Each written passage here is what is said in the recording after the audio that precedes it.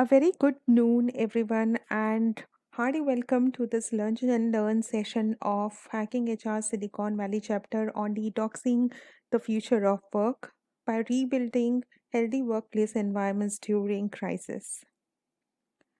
Hacking HR is a global community of HR business leaders, practitioners, consultants, technologists, and professionals passionate about the intersection of future of work, technology, people, and organizations. Believe that HR can be a trailblazer guiding people and organizations to thrive in the new world of work. Hacking HR addresses global trends and topics, driving the conversations and solutions co creation at local level through its chapters and their members.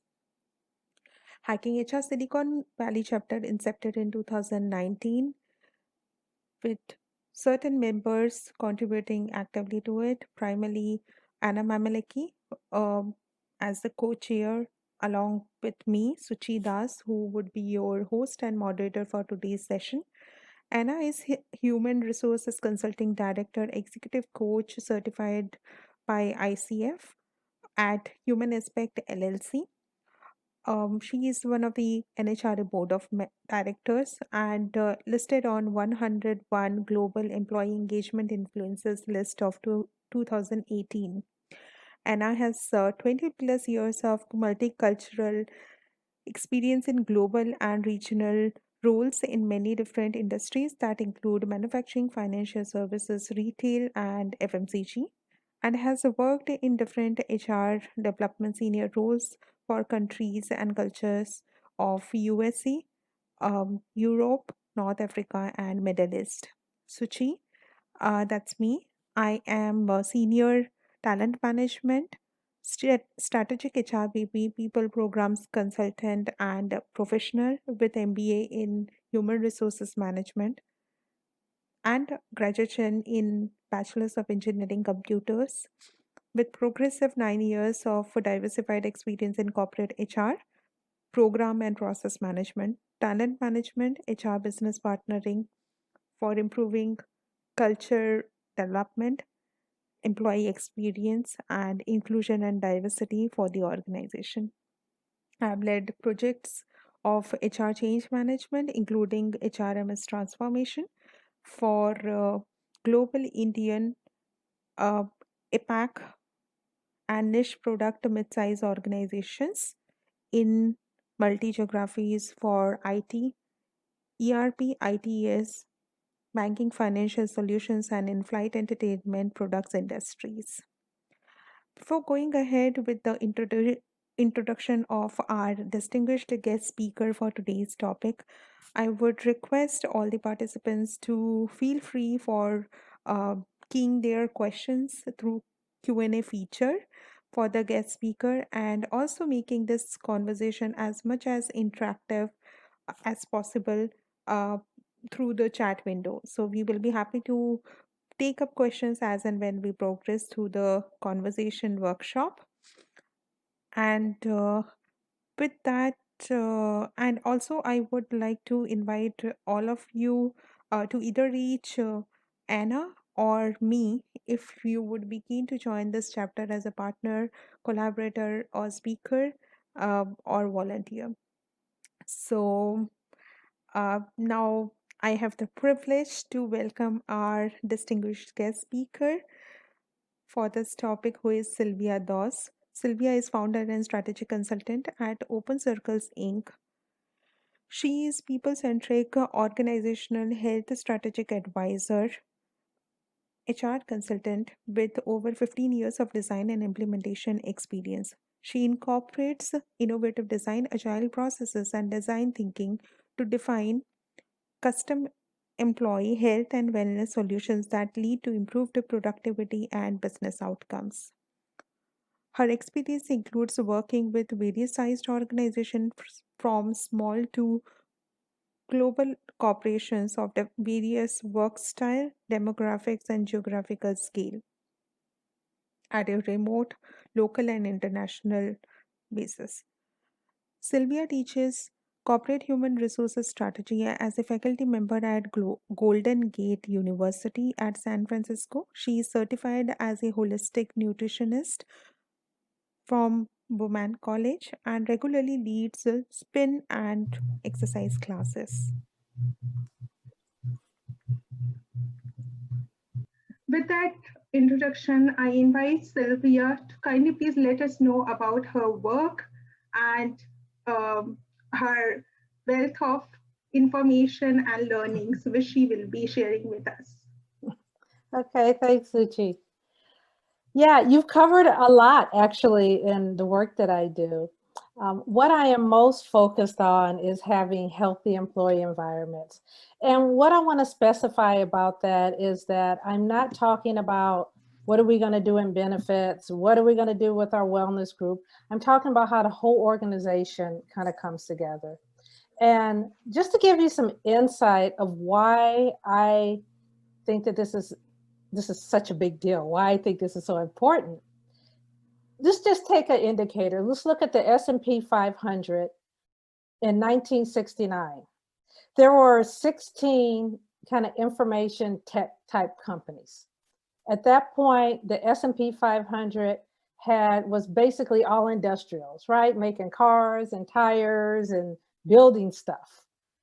And then we look forward to like 2010, and there's a few industrials, but all the companies in there, a 425% increase, come from the industrial area. And even our industrials, right? Even making cars, there's some innovation in there. There's technology in there. There's process. There's a lot that is very different now. And the biggest thing that is different is we are relying on people, humans, to drive the mission, right? We're relying on our employees to be able to move things forward, be creative, be innovative, keep processes going, not necessarily machinery. So that is why I'm most interested in this topic. And, despite the challenges that we're going through right now, this is a very interesting time to look at, I think, people within the organization.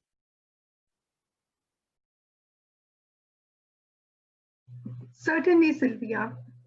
So we do understand that right now, with all the changes which are happening under the sun, like climatic changes and the research insights which are showing that aggressively there are health concerns increasing in the workplace, and how this complete balancing of healthy and employee environments by ensuring rebuilding this during the crisis is what we all are looking forward to as an interesting conversation. Kindly please share with us that what are some of the challenges or what is so different this year as compared to the previous years? Yeah. Well, here's a quote, and this was actually in the invitation that Hacking HR sent out. So you've probably seen this before. And it really speaks to the coronavirus, but just everything else on top of it. And I invite all of us to really think about what's going on here as being this layered series of events, right? Coronavirus, there's a certain amount of stress regarding getting the virus, not getting the virus, trying to be safe. And in this world, we're figuring it out as we go. So they're finding out things new about it all the time. On top of that, we've had a lot of racial unrest. We've had a lot of protests. And that also is causing a lot of concern and anxiety and stress for people. And then there's what I call kind of the offshoots of all of that. And let me show you this, and then I want to show you these offshoots. If we looked at those two things, and I've looked at studies from at least 3 pretty large-sized companies, like over 20,000 employees, over the last couple of months. And this data here actually speaks to 2 things, coronavirus and racial unrest, but as well as just the things that come with it. So McKinsey did a study. They found that 30% of employees are working effectively. 46% are engaged with their work and their goals, and 45% describe their well-being as positive. Now, what that means is that 70% are ineffective at work. And that is where we get into people are having to take care of their kids all day long. In addition, they're trying to educate them. You know, I was on a call yesterday, and the woman, she's announcing herself. She said, "Well, I'm a third grade teacher now. Besides everything else that she's doing." There are people who are taking care of doing caregiving. I have another friend of mine. He actually had to retire early because his sister, who he lives with, had a full-time caregiver who was no longer able to be a caregiver.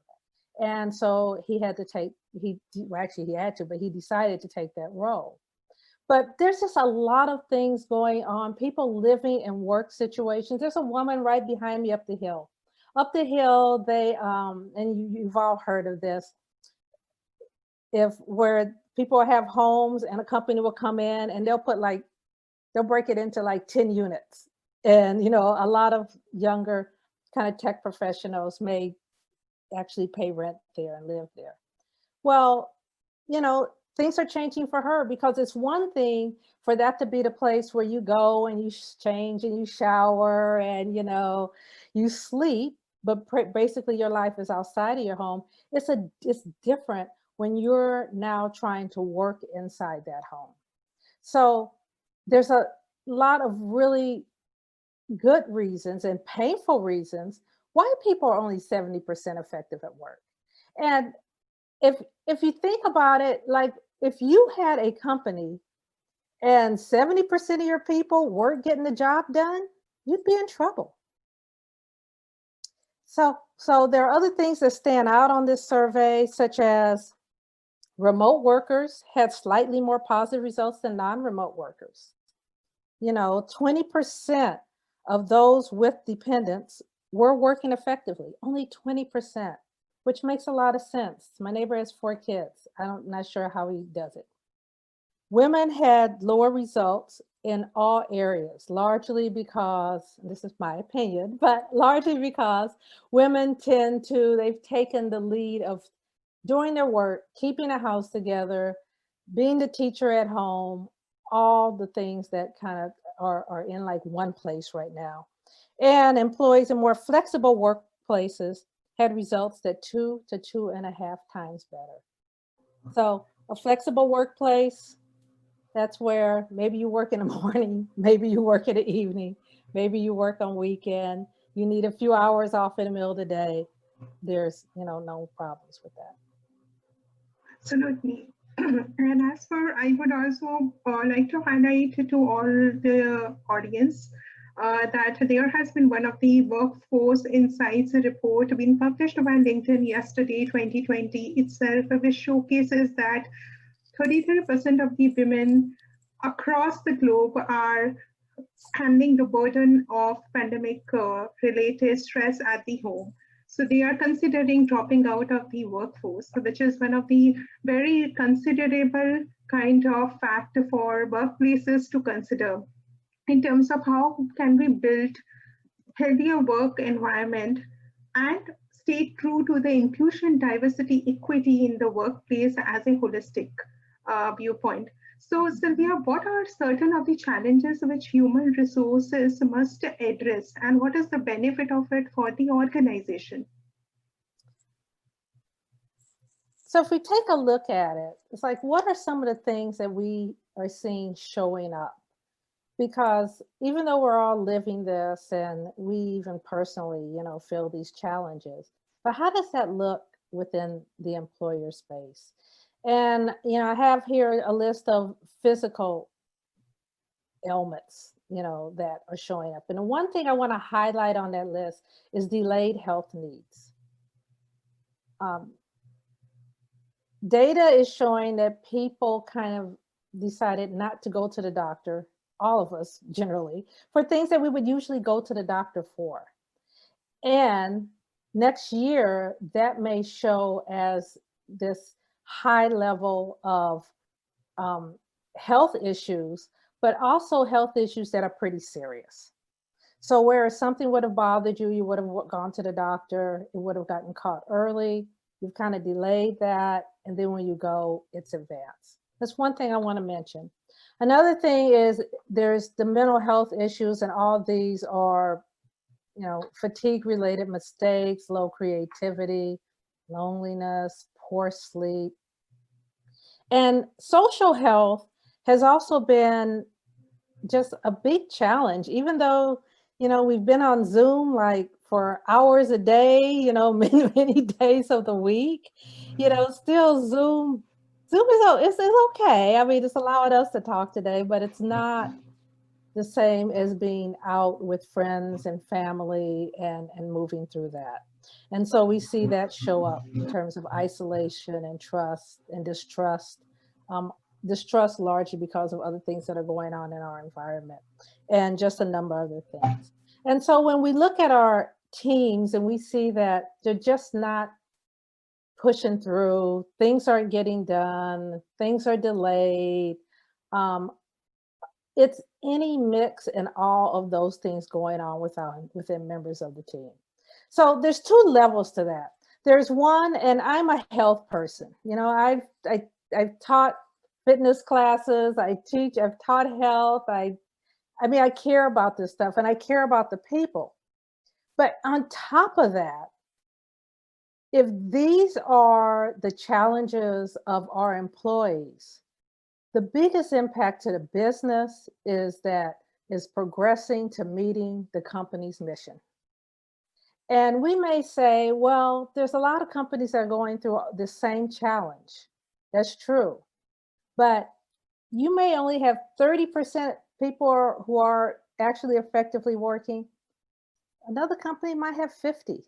Another company might have 70. Maybe nobody's at 100 right now. But I think we have to think that if we are unable to kind of mobilize our employees and help them with some of these things, that there are companies who are doing that.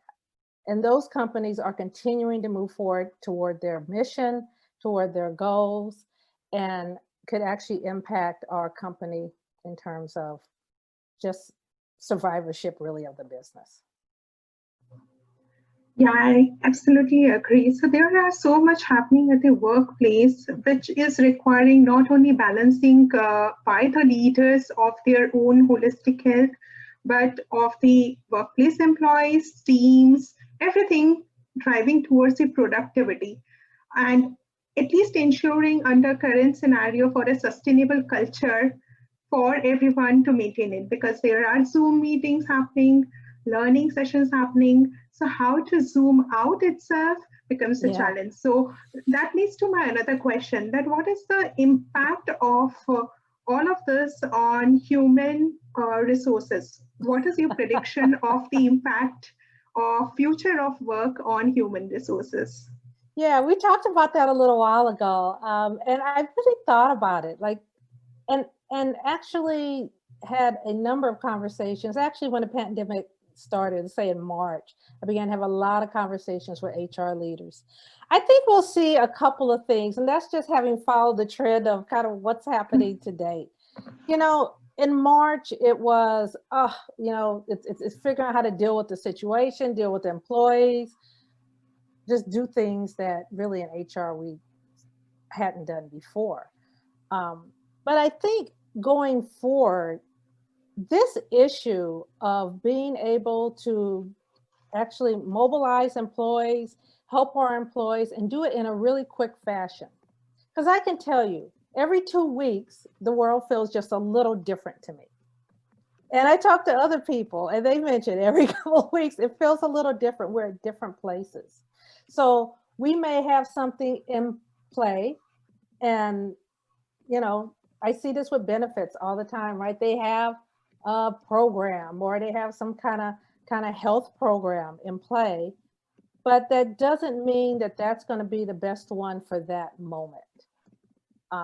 And so I think what is going to be required of health of human resources is to just be able to move quickly, understand what the challenges are, and be the person or the department even in the organization that is responsible for the employees, is responsible for the resources of the employees, and frankly having employees at a point where the company will move toward its vision. And I think, that's something that HR has for quite a while tried to push, but I think this is a great opportunity to be able to say, hey, now you really need HR, and this is what HR can do to keep this going. And I think for the you know, are in a spot right now where they are experiencing the good and the bad with companies, because we're in this stressful period. And if a company is really good and has things together, it'll show. And if a company has been really bad and just isn't that organized, it'll show. So I think employees are going to have much more discretion over where they work in the future. It's almost as if once we go through working for a company that we didn't like, and there were things we didn't like about it, we kind of we look for that in it, make sure we don't get it again and run into it again in our next employment choice. Yeah, that's right. Thank you for sharing all the research insights and driving the conversation. So let's hear from our audience in terms of how do they perceive our, as per their experience, impacting the holistic health, that is mental, emotional, physical, and requires priority focus at the workplace. So I invite all the audience to kindly please submit your answers to the poll which has been launched right now, so that we get to understand that what are your priority challenges at the workplace.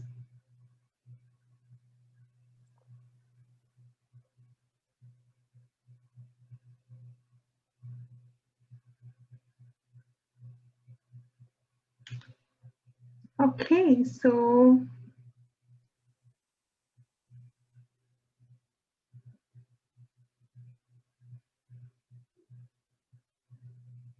okay, I'm sorry I relaunched the poll because certain individuals were yet opting for it.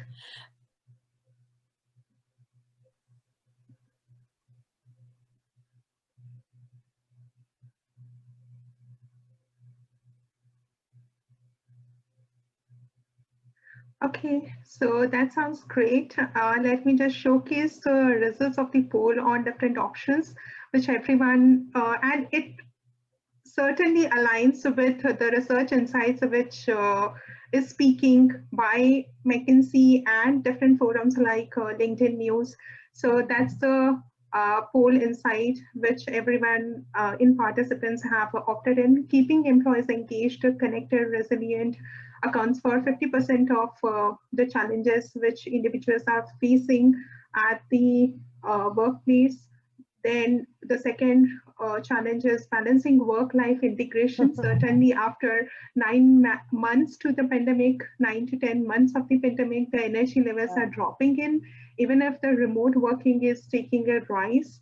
So that leads to another, and then diversity, equity, inclusion programs. Balancing that at the workplace is one of the challenges which HR and technology folks are citing in, which accounts for 13%, similar to uncertainty of plans and strategies to reinvent and return to business at scale, because currently uncertainty is something clouding the minds of many individuals. So how to be one of the leader who navigates the path through uncertainty. Kindly please explain, Sylvia, take us through your model, which you suggested to all the participants. Sure.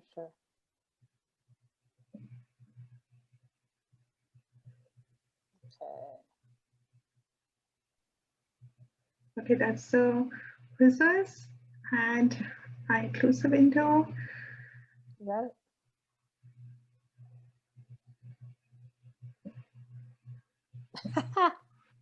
Well, a couple of things. One is, and I can leave this as a leave behind, it's just these are some questions that I think we should be asking ourselves really about our employees and our organizations. And I'll leave that as a leave behind. Um, but I do want to talk about this model. And, you know, I've worked on strategies with companies for years, and I'm sure many of you have also. And strategies can go for months, they can go for a lot of months, actually. Um, but in this time when we need to turn things around quickly and to actually have the pulse of what's going on in our organizations, I've actually moved to a model that actually takes advantage of what I think are three that really brilliant um, processes. And they're at the top there. Is human-centered design, which you could actually look up. And it is a way of brainstorming and getting information out of people, different types of people, introverts, extroverts, but doing it in kind of a fun way and an interesting way. Data visualization, being able to look at results and look and find projections. And it's so much different than just looking at the data. It's so much different than just looking at the results. It's really about, can we have something that I can look at that just tells me what's going on? You know, Google Florence Nightingale and her Google Florence Nightingale visualization. And there's this little story there about how she was able to actually mobilize the whole change in our hospital systems behind how she showed data. And an agile process. So if you're connected with tech at all, you're connected with this agile process, which is, let's just do a little kind of prototype. Let's put it out there to a small group. Let's test it, see what's right about it, see what's wrong about it. And if it doesn't work, we can drop it right here. If it's working good, we can expand it. So I this is, let's see how much time we have. Okay, we have a couple minutes. So this is an abbreviated actual account of how we can go through a strategy. And I'm gonna give you an example of it as I go through it. So let's say, and I've had this happen actually with a company, they were really concerned about their managers. And they were concerned if their managers were actually able to manage and to take care of their own well-being. And these are managers throughout the whole company. So the first thing is they went to the managers and they started to ask questions.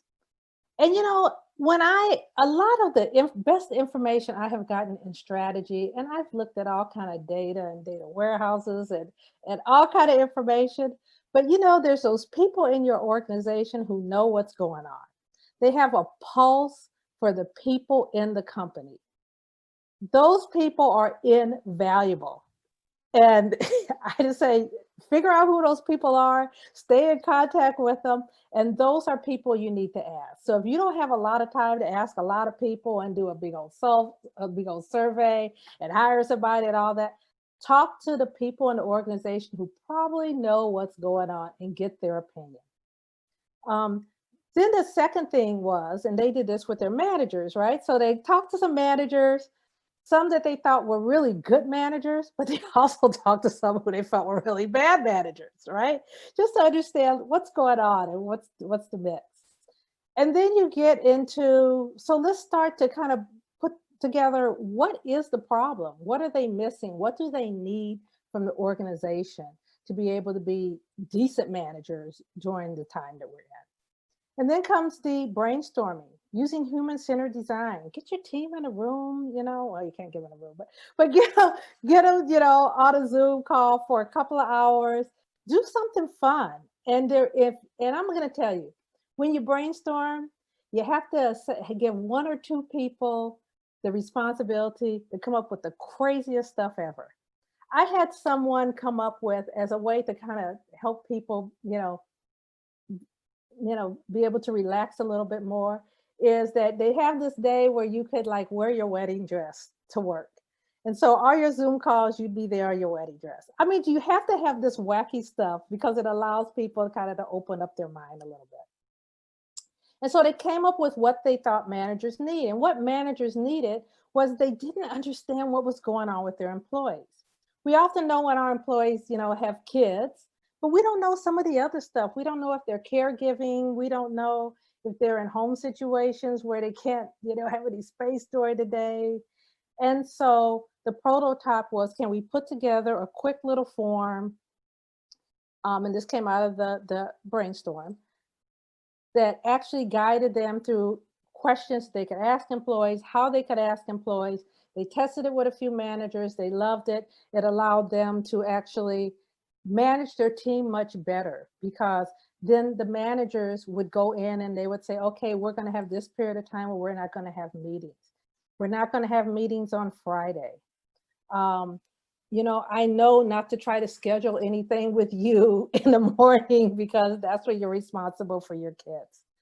But it took away a whole layer of stress and added a whole layer of efficiency. So this is something that we can do in, terms of a week, 2 weeks top, but just staying true to just having real flexibility and not thinking that we necessarily need to hire a big strategist or we need to put in big programs and do RFPs and all that. Just try little stuff with little groups.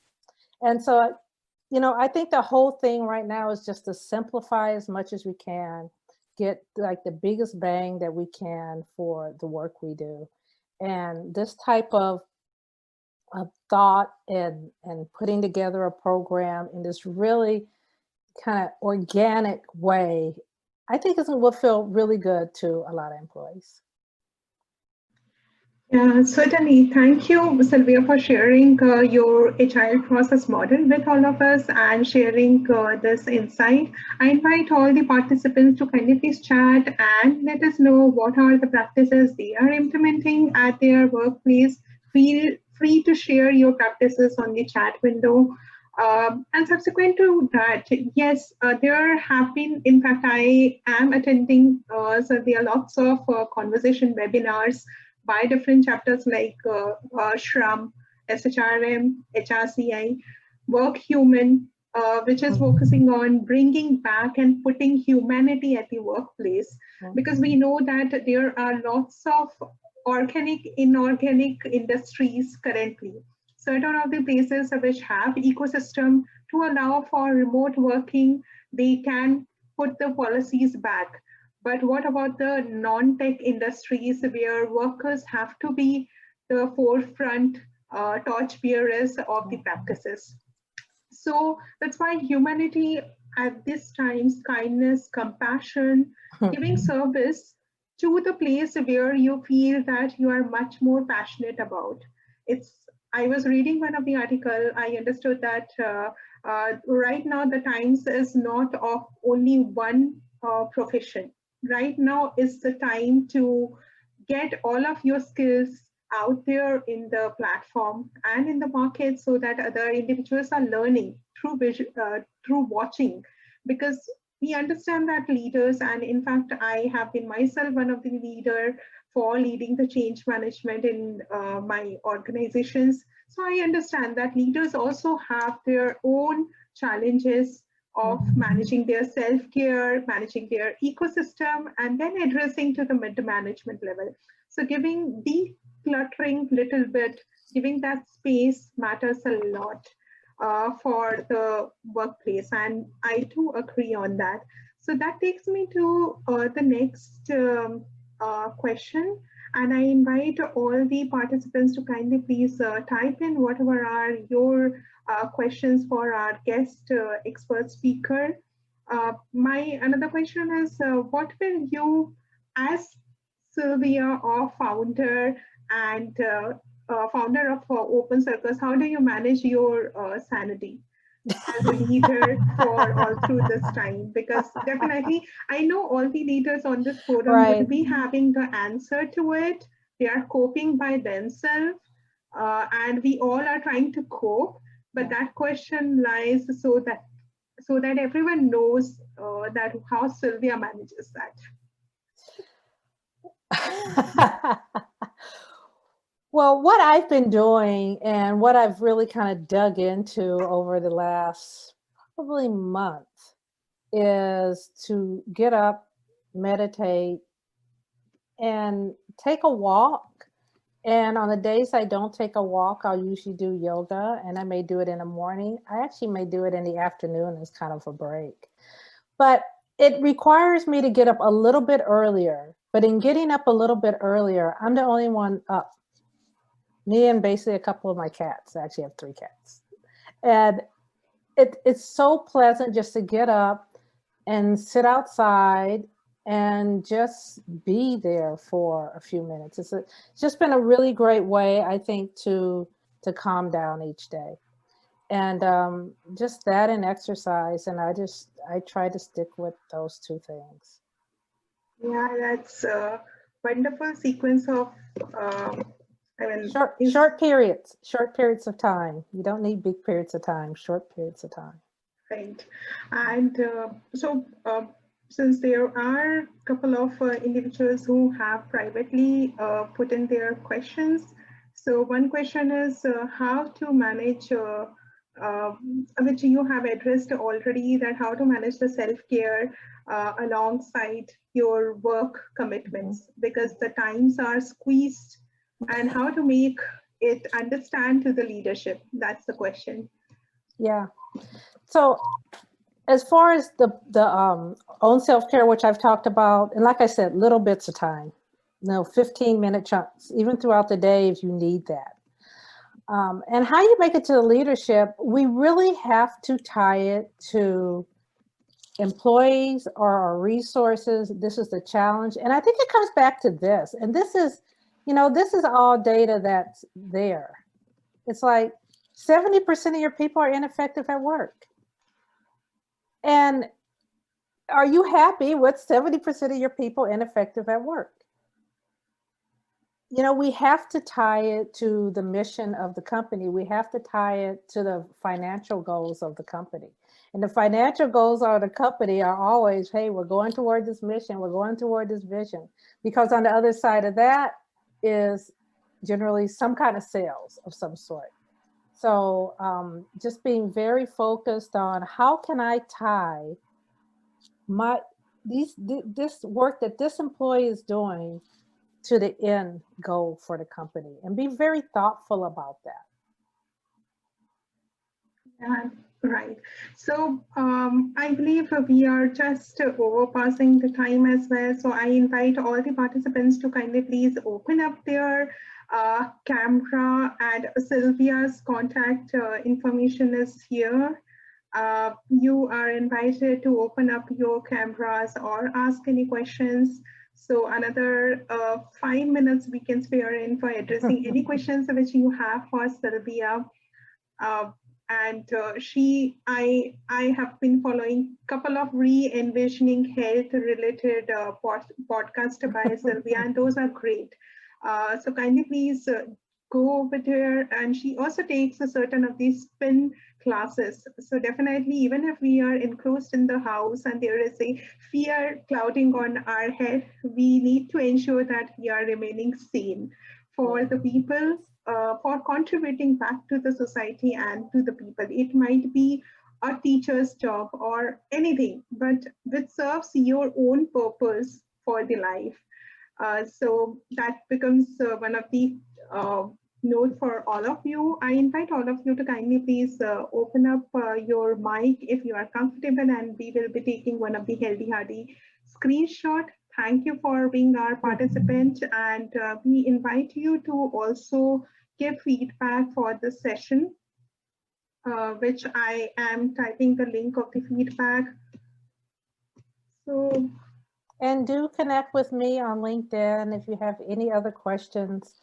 We only had a short period of time today, but if you have any other questions, please just reach out to me on LinkedIn or I have my information here on this slide. I'm happy to answer any questions or even go into deeper about making that connection between employee and business results. Yeah, right. Yes, so there are certain of the participants who have requested for sharing of the slide with participants. Okay. So yes, Charles, we will be doing that with the participants who have joined in. And keeping a tab on the time, I would like to thank Sylvia for her wealth of information which she shared with all of us, and sharing the key insights as well as takeaway model from this session for creating healthy workplace environments. Thank you very much, Sylvia. I also would like to emphasize that the recording of this session and previous sessions under Hacking HR Silicon Valley chapter would be subsequently available on YouTube channel. Kindly please keep referring Hacking HR page for upcoming events globally and across multiple channels. Also join the 2021 Global Hacking HR Conference, for which more information will be available on the page subsequently. With that note, we would like to call a wrap for today's workshop webinar.